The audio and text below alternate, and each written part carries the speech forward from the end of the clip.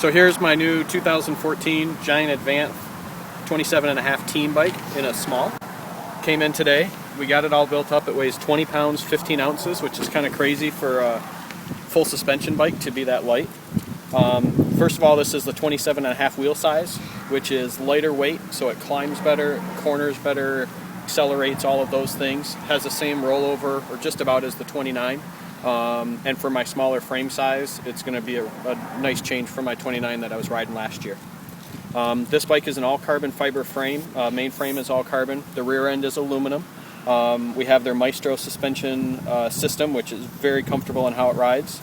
And then we run a carbon fiber seat post, also a carbon fiber railed saddle, and then carbon stem, carbon handlebar, and then also really cool, this actually has carbon fiber wheels, which they're super lightweight, which is part of making the bike so light.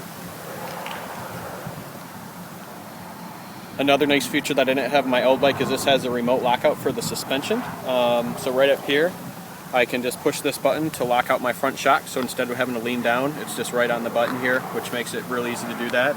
And then on the rear suspension, I have another lockout that is from fully active to locking out the suspension for climbing and stuff to that effect. So we have the ability to change how the suspension functions for us. And then one of the cooler parts is this bike is 1x11. So SRAM's XX1 it's called. It's a single ring in the front.